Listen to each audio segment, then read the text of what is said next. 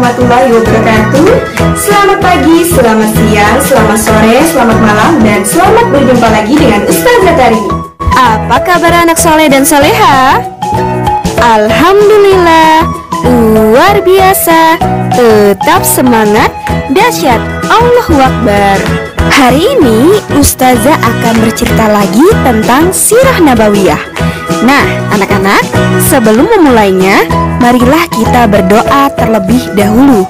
Sikap berdoa. Sikap berdoa. Angkat kedua tangan, tundukkan kepala, pejamkan mata, berdoa mulai. Bismillahirrahmanirrahim. Rabbi zidni ilma warzuqni fahma. Amin.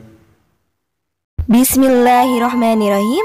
Anak-anak, pada pembelajaran lalu kita sudah mempelajari tentang kisah keislaman sahabat Rasulullah dan kaum muslimin awal. Anak-anak, masih ingatkah kalian siapa nama sahabat Rasulullah yang tidak pernah ragu atas apa yang dikatakan Rasulullah? Masih ingat?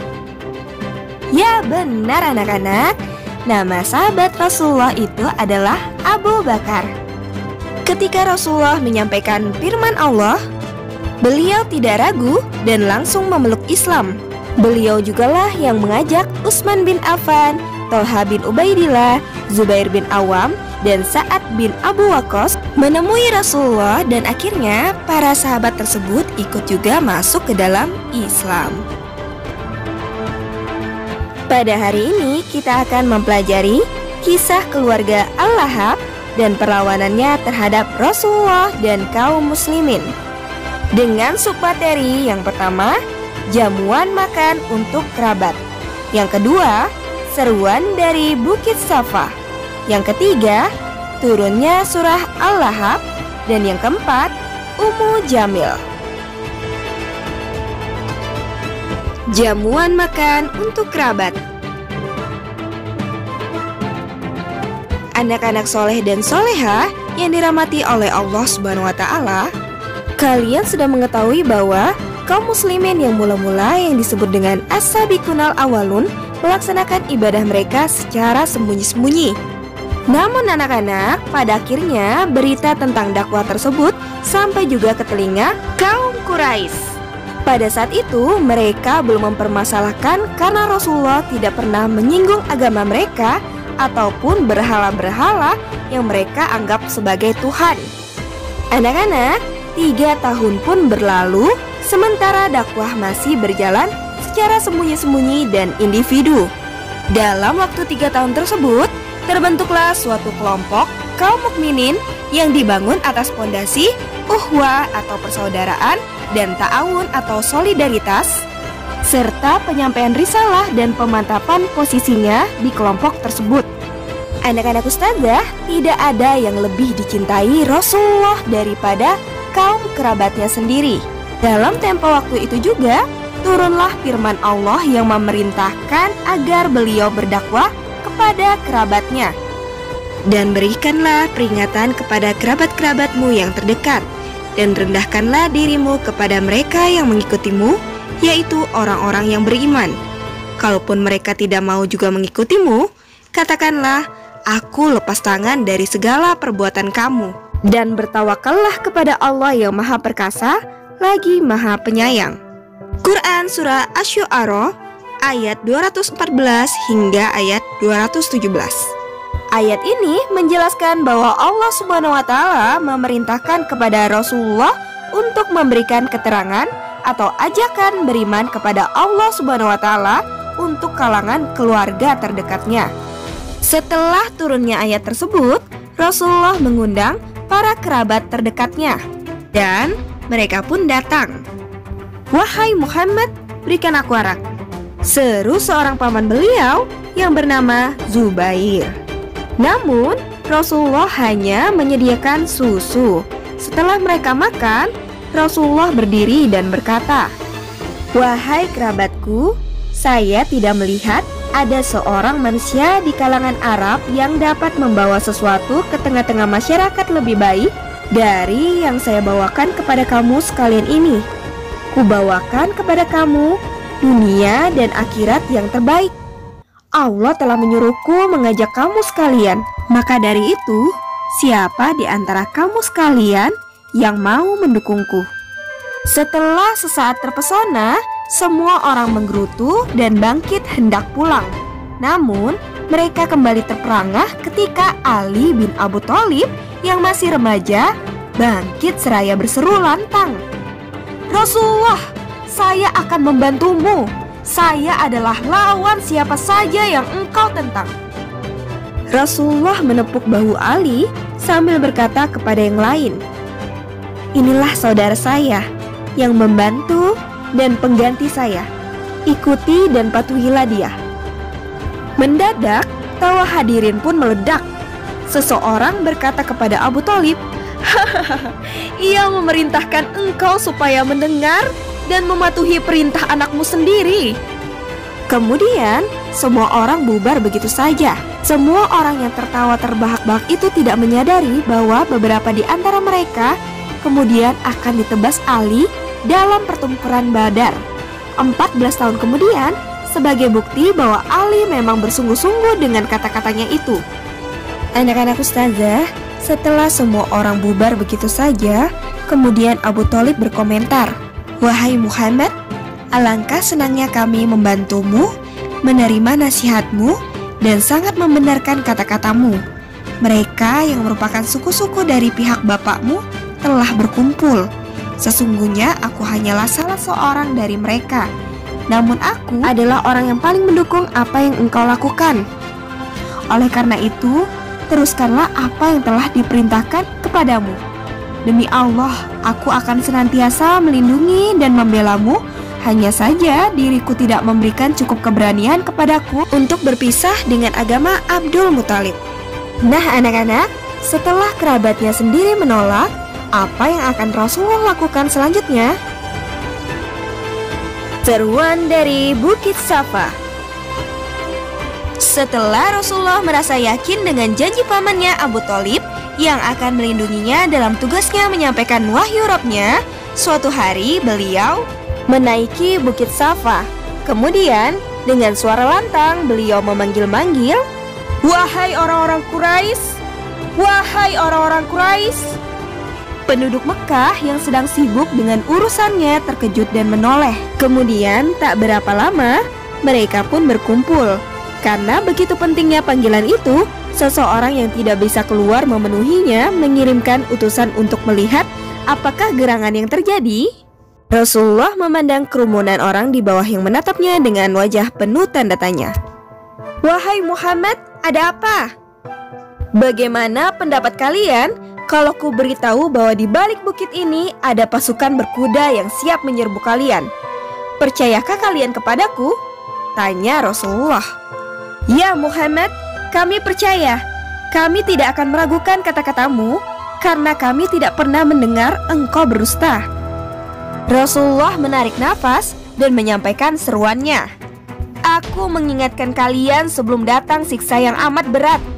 Wahai orang-orang Quraisy, Allah memerintahkan aku untuk memberi peringatan kepada kalian bahwa yang terbaik bagi kehidupan dunia dan akhirat adalah mengucapkan kalimat La ilaha illallah Muhammadur Rasulullah. Anak-anak ustazah, sejenak orang-orang tampak terpesona. Namun Abu Lahab yang berkumpul juga di situ langsung menanggapi Rasulullah dengan amarah dan hinaan. "Celakalah engkau Muhammad, binasalah engkau, binasa dan celakalah seluruh hari-harimu. Hanya untuk omong kosong itukah kamu mengumpulkan kami semua di sini?"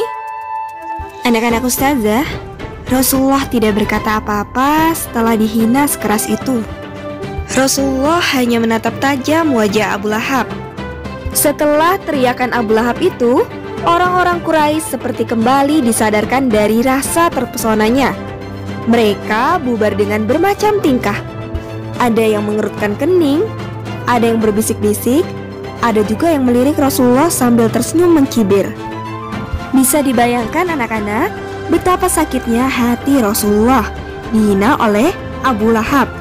Abu Lahab sendiri adalah paman Rasulullah. Namun, lebih dari itu, Rasulullah menikahkan kedua putrinya, yaitu Ruqayyah dan Ummu Kulsum dengan kedua putra Abu Lahab, yaitu Utbah dan Utaibah. Anak-anak ustazah, apakah hinaan Abu Lahab terhadap Rasulullah akan dibiarkan begitu saja oleh Allah Subhanahu wa Ta'ala?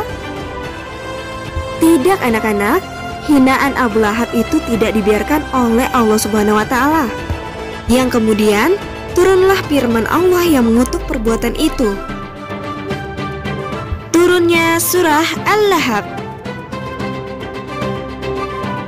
Anak-anak ustazah, firman Allah yang turun mengenai Abu Lahab terdapat pada Quran surah Al-Lahab surah 111 ayat 1-5, di mana artinya, binasalah kedua tangan Abu Lahab dan benar-benar binasa dia. Tidaklah berguna baginya hartanya dan apa yang dia usahakan. Kelak, dia akan masuk ke dalam api yang bergejolak, yaitu neraka. Dan begitu pula istrinya adalah pembawa kayu bakar, yaitu penyebar fitnah. Di lehernya ada tali dan sabut yang dipintal. Tujuan dari diturunkannya surah ini adalah sebagai peringatan bagi semua orang, khususnya orang yang menjadi keluarga Rasulullah. Surah Al-Lahab membicarakan bahwa siksaan dari kekufuran itu bisa terjadi pada semua orang, termasuk keluarga dari Rasulullah Shallallahu Alaihi Wasallam. Dan walaupun Rasulullah adalah keponakan dari Abu Lahab, tetapi Rasulullah tidak bisa menolongnya dari siksaan Allah Subhanahu wa Ta'ala. Wahai Abu Lahab, sekarang apa yang akan kau katakan? Dengarlah keponakanmu, Muhammad tidak akan pernah lagi bungkam terhadap orang yang menentangnya. Keponakanmu, Muhammad tidak akan pernah lagi menerima caci maki dan penghinaan dari siapapun sekalipun, dari pamannya sendiri, jika caci maki itu ditujukan pada ajaran Allah yang dibawanya. Keponakanmu, Muhammad, bahkan siap terjun ke medan laga untuk menghadapi orang-orang yang sombong dan congkak seperti dirimu. Wahai Abu Lahab, dengarkanlah firman Allah yang baru turun itu. Bukankah firman itu seperti gelegar petir yang menyambar dirimu? Dirimulah yang binasa, wahai Abu Lahab. Seluruh hari-harimulah yang binasa. Binasalah kedua tanganmu, dan sungguh engkau akan benar-benar binasa. Anak-anak ustazah, nama asli Abu Lahab adalah Abdul Uzza. Abu Lahab artinya si umpan api, atau disebut juga bapak api yang berkobar, karena pipinya yang selalu merah. Abu Lahablah yang sangat menentang Rasulullah untuk berdakwah. Sebelum masa-masa menentang Rasulullah, Abu Lahab pernah demikian bahagia melihat sang keponakan. Hal ini terjadi pada saat Rasulullah lahir ke dunia. Ada riwayat yang mengatakan bahwa meninggalnya Abu Lahab karena tidak sanggup menahan derita mendengar pasukan Quraisy dikalahkan oleh kaum muslimin di perang Badar. Ada juga riwayat lain yang mengatakan bahwa meninggalnya Abu Lahab itu dikarenakan cacar dan baru berhari-hari kemudian mayatnya ditemukan. Anak-anak ustazah, surah Al-Lahab berisi kutukan selain untuk Abu Lahab juga diberikan untuk istrinya Abu Lahab yang sangat menentang menyakiti Rasulullah Shallallahu Alaihi Wasallam. Ada yang tahu siapa istri dari Abu Lahab? Bagaimana anak-anak? Ummu Jamil. Ummu Jamil adalah istri dari Abu Lahab. Ummu Jamil berarti ibu kecantikan. Namun, seperti suaminya, Ummu Jamil sangat membenci Rasulullah dan kaum muslimin. Begitu bencinya, sampai-sampai ia menyuruh budak-budaknya melemparkan kotoran dan batu kepada Rasulullah setiap kali beliau lewat. Begitu mendengar bunyi surah Al-Lahab yang disampaikan orang kepadanya, hati Ummu Jamil menggelegak marah. Ia keluar rumah dan berjalan ke sana kemari mencari sasaran pelampiasan kemarahannya. Tidak lama kemudian, ia bertemu dengan Abu Bakar. Amarahnya naik ke ubun-ubun. Wahai Abu Bakar, apa maksud temanmu melantunkan syair tentang diriku? Bentak Ummu Jamil. Abu Bakar mengerti bahwa yang dimaksud Ummu Jamil adalah Rasulullah. Sebenarnya saat itu Rasulullah ada di sisi Abu Bakar, tetapi Allah menutupi beliau dari pandangan Ummu Jamil. Demi Allah, temanku itu tidak pandai bersyair, sanggah Abu Bakar. Bukankah temanmu itu mengatakan bahwa di leherku ada tali dari sabut yang dipintal? Ummu Jamil meraba-raba lehernya. Di leher itu ada untayan kalung yang amat indah. Ia mempertontonkan perhiasannya itu kepada Abu Bakar sampai Abu Bakar merasa jengah dan memalingkan wajah. Inikah tali sabut yang dimaksud temanmu itu? Tidakkah ini merupakan tali sabut yang paling indah di dunia? Ejek Ummu Jamil sambil tersenyum. Ummu Jamil kemudian berlenggak-lenggok genit sambil mempermainkan kalungnya. Ia tertawa dengan congkak. Abu Bakar tidak membalas, beliau cuma memejamkan matanya. Melihat Abu Bakar yang tetap tenang, Ummu Jamil langsung pergi sambil mengomel. Semua orang Quraisy itu tahu bahwa aku adalah putri kebanggaan mereka. Lalu anak-anak, bagaimana perjuangan Rasulullah dan kaum muslimin dalam menyampaikan Islam? Kita akan pelajari di pembelajaran selanjutnya. Wassalamualaikum warahmatullahi wabarakatuh.